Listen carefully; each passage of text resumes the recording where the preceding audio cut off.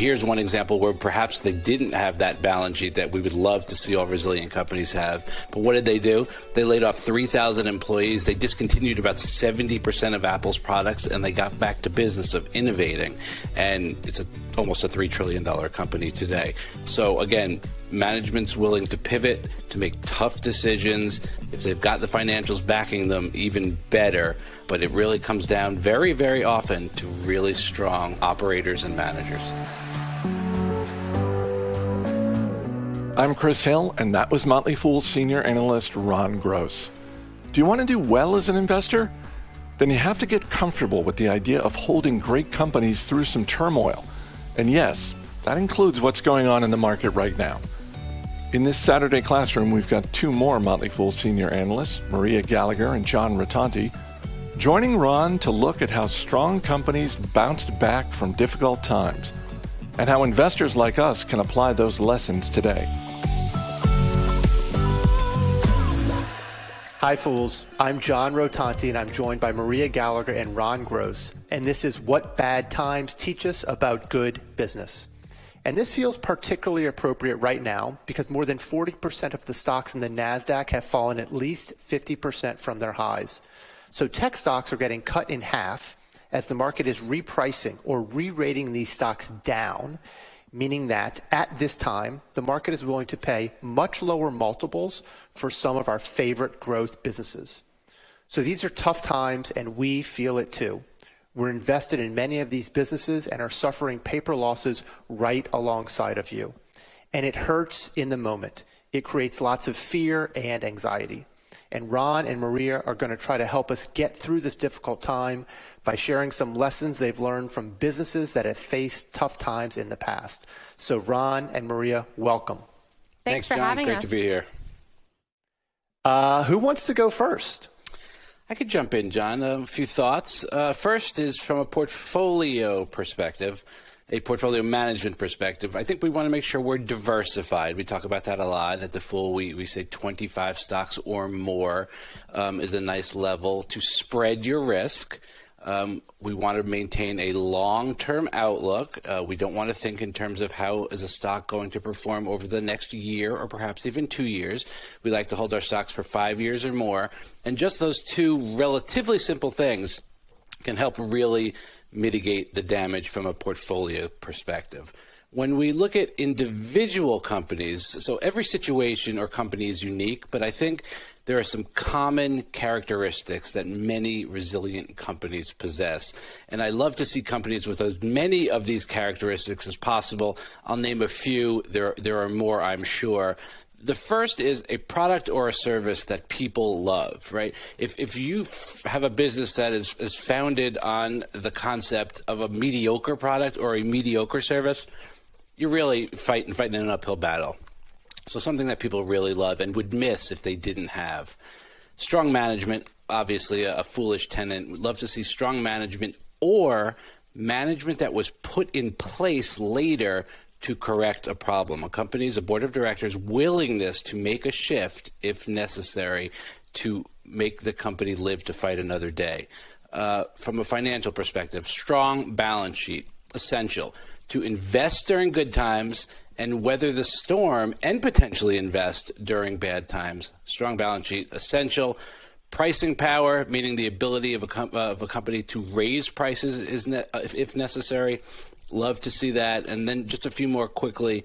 A company that's cash flow positive during difficult times, or businesses that are not yet profitable but are addressing a large and growing addressable market that should lead to significant profitability down the road. There's plenty of companies we love right now that have not yet reached profitability or even are cash flow positive yet, but that we believe in as long-term investors.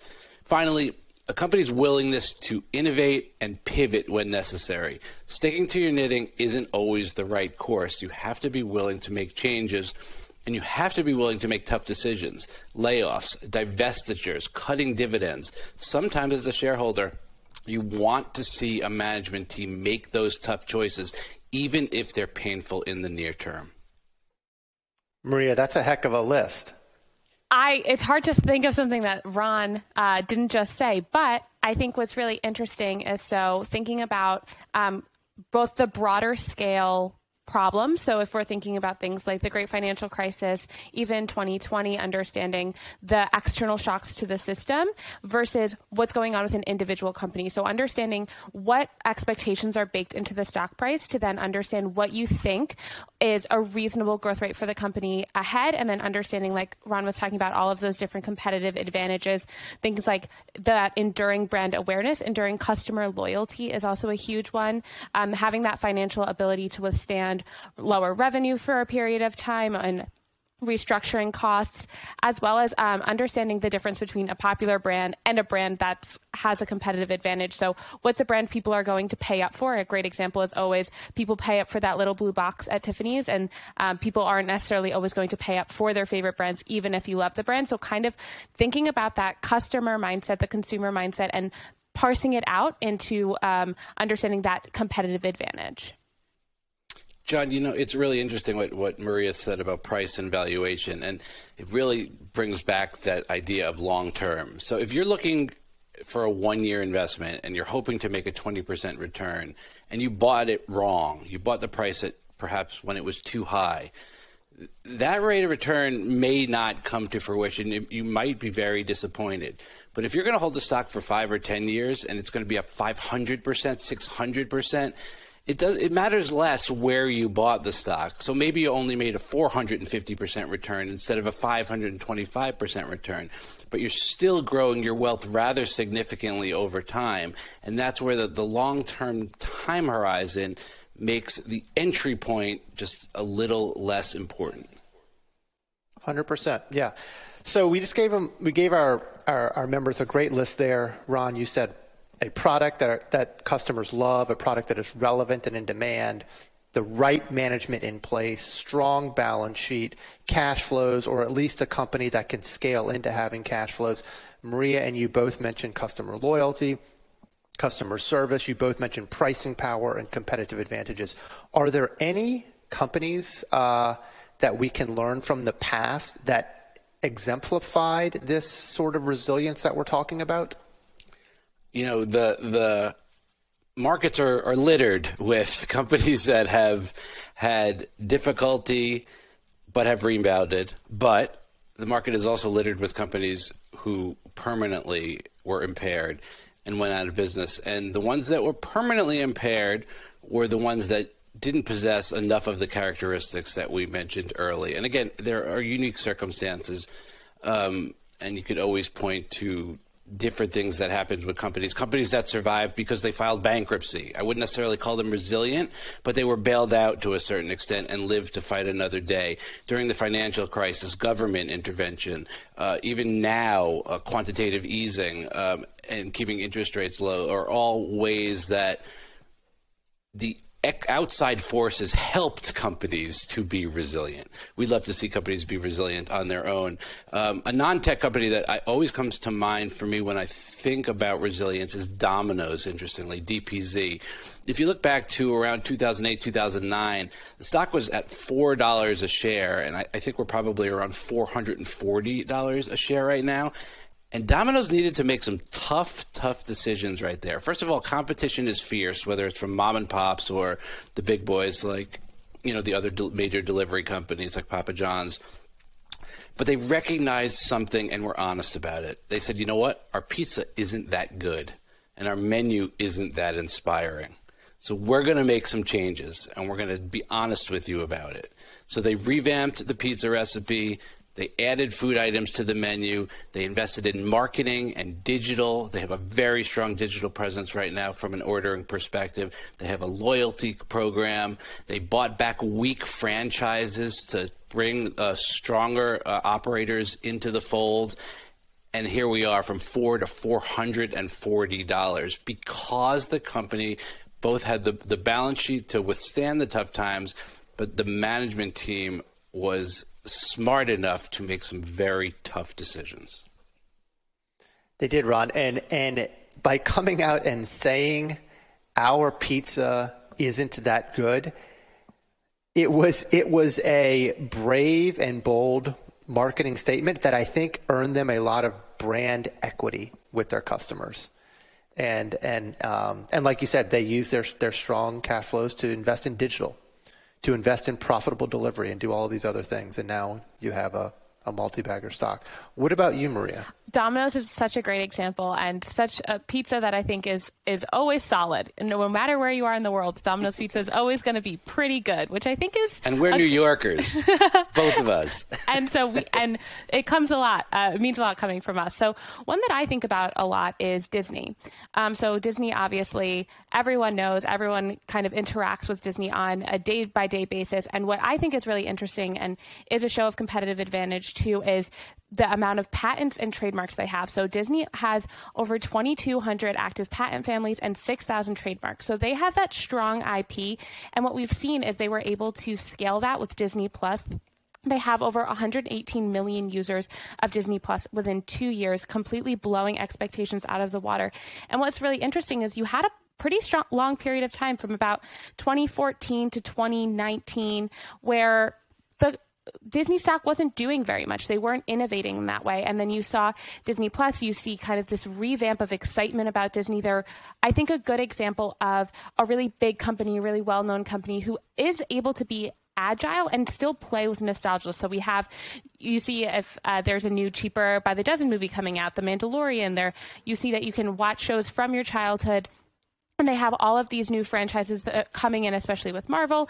And so I think that it's such an interesting example of a company that, when you see companies get so big, you want to see them also be able to be nimble at periods of time. And really, especially during 2020, all of the amusement parks, all of the theme parks were shut down, and they were really able to scale up Disney Plus. And like I said, they got to 118 million users, which is far and away more than most people would expect of them. So I think it's just a really strong example of a company that has grown, but can still continue to grow with that good management and that IP.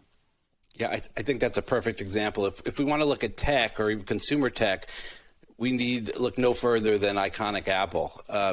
I'll take you back to 1997. Steve Jobs returns after 12 years. They've got products like the Newton Message Pad, a handheld device similar to the Palm Pilot.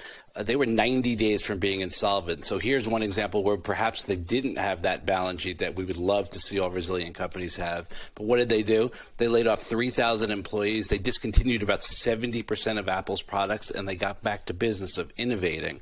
And it's almost a $3 trillion company today. So again, management's willing to pivot, to make tough decisions. If they've got the financials backing them, even better. But it really comes down very, very often to really strong operators and managers. In all of those examples, Apple didn't have the balance sheet, but in all of those examples, what they did have was they put the right management in place.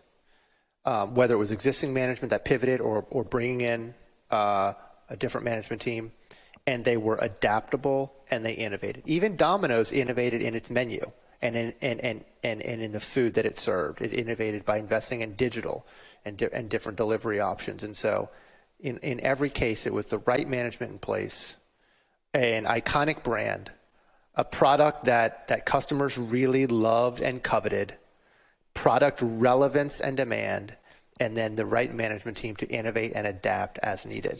John, it's interesting. We're looking back and saying, in hindsight, here are some examples of resilient companies.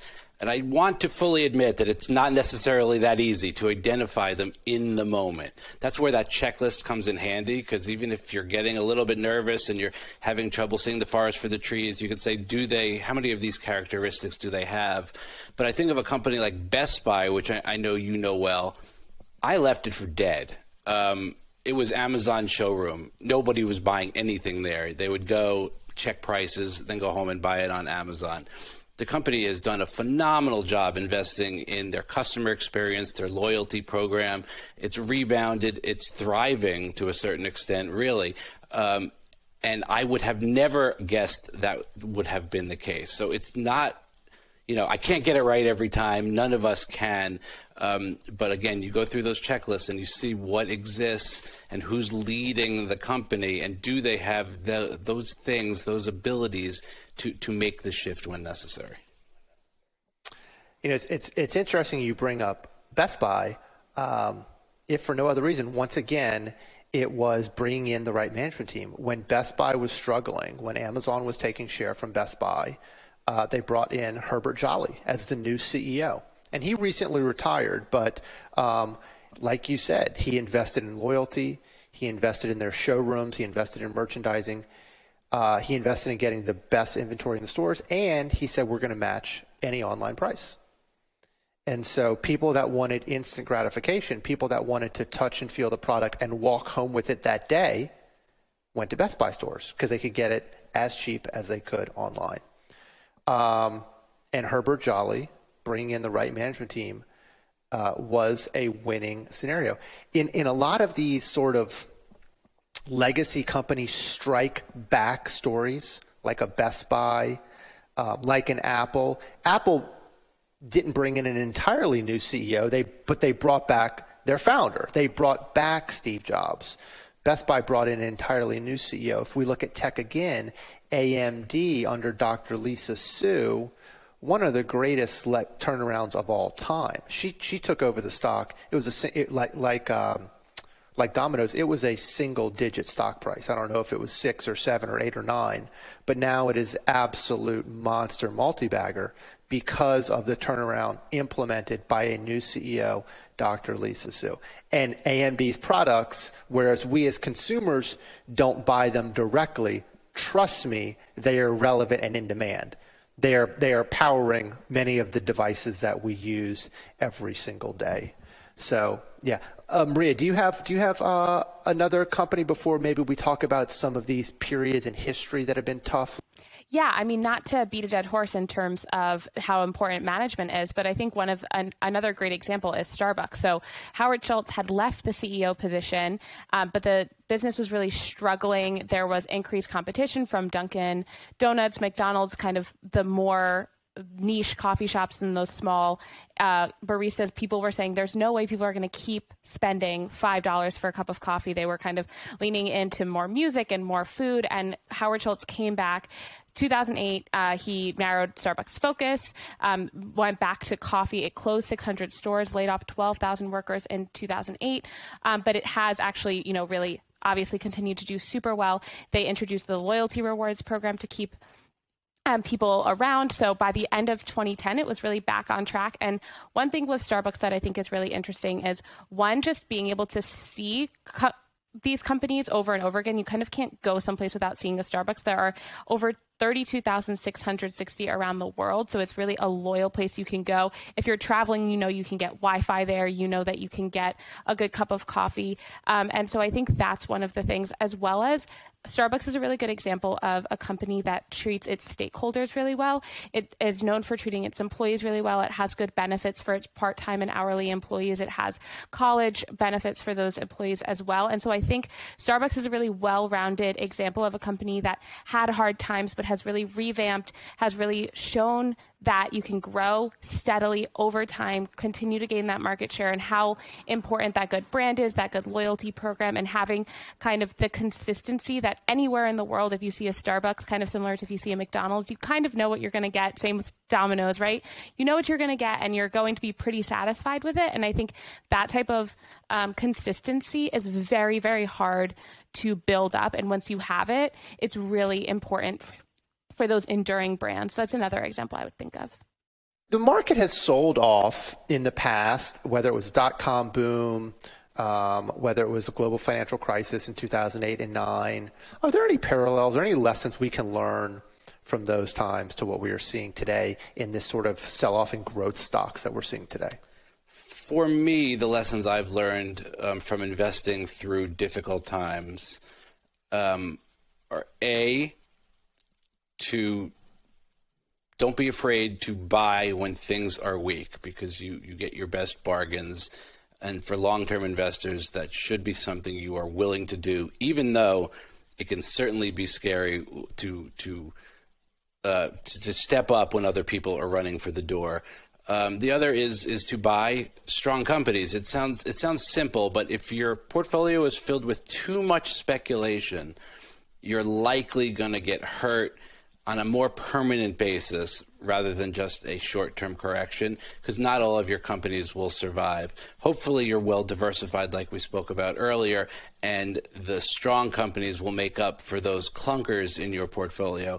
But being well diversified, making sure you understand your risk tolerance. And I think people think they understand the risk tolerance. Like Mike Tyson said, everyone has a plan until you get punched in the face.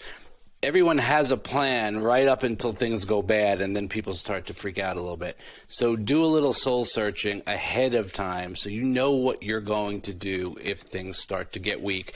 I mean, 2008, 2009 was really scary. We thought we were going into a depression.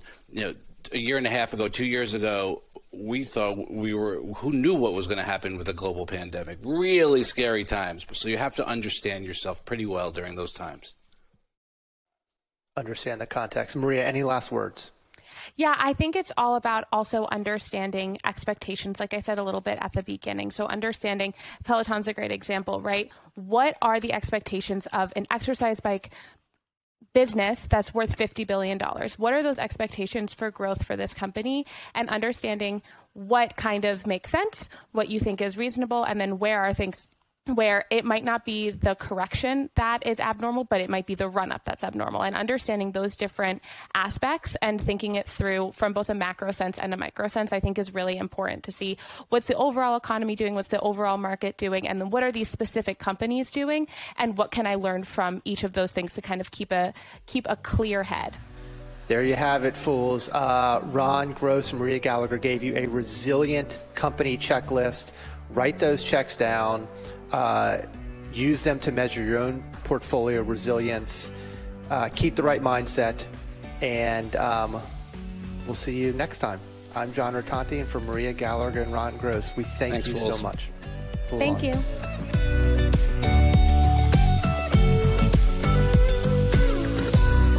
That's all for today, but coming up tomorrow, we've got a preview of The Dropout, Hulu's upcoming series about Theranos founder Elizabeth Holmes. As always, people on the program may have interest in the stocks they talk about, and the Motley Fool may have formal recommendations for or against, so don't buy or sell stocks based solely on what you hear. I'm Chris Hill. Thanks for listening. We'll see you tomorrow.